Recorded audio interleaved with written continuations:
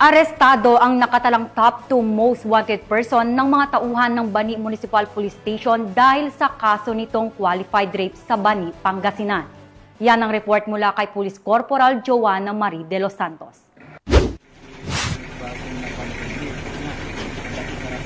Arestado ng mga operatiba ng Bani Municipal Police Station ang top 2 most wanted person sa kanilang ikinasang manhunt operation sa barangay Ambabaay, Bani, Pangasinan. Kinilala ni Police Major Dennis B. Cabigat, officer in charge ng naturang istasyon ang suspect sa alias Jinggoy, 38 anyos, may asawa, walang trabaho at residente ng nasabing barangay.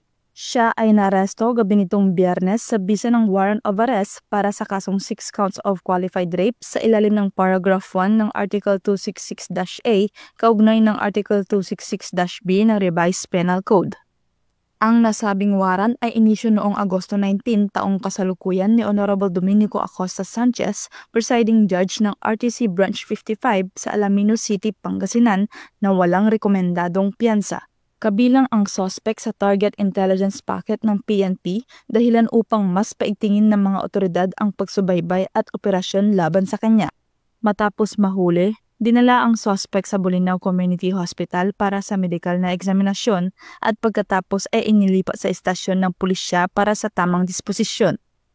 Ayon kay Police Major Cabigat, ang kanilang operasyon ay bahagi ng mas pinaigting ng kampanya laban sa mga most wanted persons upang masiguro ang kaligtasan ng kanilang mga nasasakupan at maihatid ang hustisya sa mga biktima. Nagpahayag din ng pasasalamat ang kanilang himpilan sa publiko na patuloy na nakikipagtulungan sa pagbibigay ng impormasyon ukol sa kinaroroonan ng mga ito. Mula dito sa Ilocos Region, ako ang inyong PNN correspondent, Police Corporal Joanna Marie de los Santos, alagad ng batas, tagataguyod ng balitang pulis.